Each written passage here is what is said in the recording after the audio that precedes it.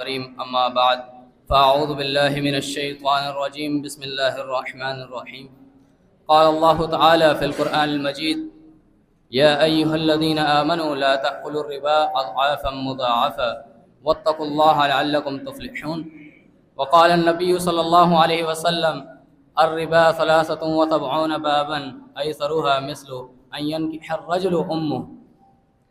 سامعین محترم، سود عربی زبان میں ربا کو کہتے ہیں کہ جس کا معنی ہے زیادہ ہونا، بڑھنا۔ شرعی اصطلاح میں اس کا معنی ہے کہ کسی شخص کو کچھ رقم ادھار دینا اور واپسی کے وقت اس سے کچھ رقم زائد لینا۔ مثلا کسی شخص کو ایک ماہ کے لیے 5000 روپے ادھار دیے جائیں اور اس سے یہ شرط لگائی جائے کہ واپسی کے وقت اس سے وہ کچھ رقم زائد لے گا، یعنی 500 وہ اس سے زائد لے گا۔ اب وہ جو 500 سے زائد لے گا وہ سود میں شمار ہوگا اور وہ حرام ہے، جیسا کہ صحیح بخاری کی حدیث ہے، آپ صلی اللہ علیہ وسلم نے ارشاد فرمایا یأتی علی الناس زمان لا یبالی المرء ما اخذ منہ ام من الحلال ام من الحرام، کہ لوگوں پر ایک ایسا زمانہ آئے گا کہ لوگ اس چیز سے ناواقف ہوں گے کہ انہوں نے جو مال کمایا ہے وہ حلال طریقے سے کمایا ہے یا حرام طریقے سے کمایا ہے۔ اسی طرح سورہ آل عمران میں اللہ تعالیٰ فرماتا ہے یا ایھا الذین آمنوا لا تأکلوا الربا اضعافا مضاعفا واتقوا اللہ لعلکم تفلحون۔ اے ایمان والو، سود کو بڑھا چڑھا کر نہ کھاؤ اور اللہ تعالیٰ سے ڈر جاؤ تاکہ تم کامیاب ہو جاؤ۔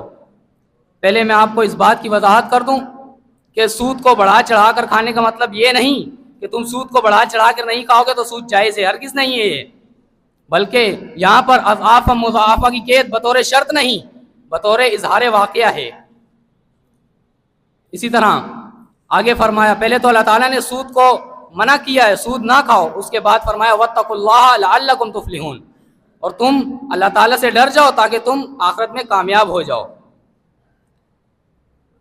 یاد رکھیے، جو شخص سود خوری کرتا ہے اللہ تعالیٰ اس کو معاف نہیں کرتا۔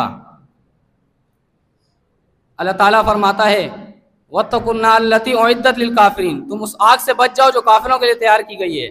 اس سے ہمیں یہ معلوم ہوتا ہے کہ جو شخص سود خوری کرتا ہے وہ اس کا سود جو ہے اس کو کفر تک پہنچا سکتا ہے، اور جو شخص اس حالت میں فوت ہو گیا تو اس شخص کا انجام اس آگ میں ہوگا جو کافروں کے لیے تیار کی گئی ہے۔ اسی طرح صحیح بخاری کی ایک اور حدیث ہے، آپ صلی اللہ علیہ وسلم نے ارشاد فرمایا الربا 73 بابا مثل ایسرها مثل ان ينكح الرجل امه، کہ جو شخص سود خوری کرتا ہے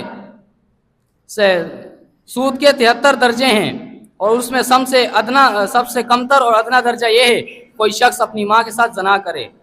کتنا بڑا عذاب کو مستحق ہو وہ شخص جو شخص اپنی ماں کے ساتھ زنا کرے۔ اسی طرح آگے فرمایا کہ وہ اس شخص کا انجام اس آگ میں ہوگا جو آگ کافروں کے لیے تیار کی گئی ہے۔ اللہ تعالیٰ سے دعا ہے کہ اللہ تعالیٰ ہمیں سود سے بچنے کی اور حلال رزق کمانے کی توفیق عطا فرمائے، آمین۔ وآخر الدعوانا الحمد للہ رب العالمین۔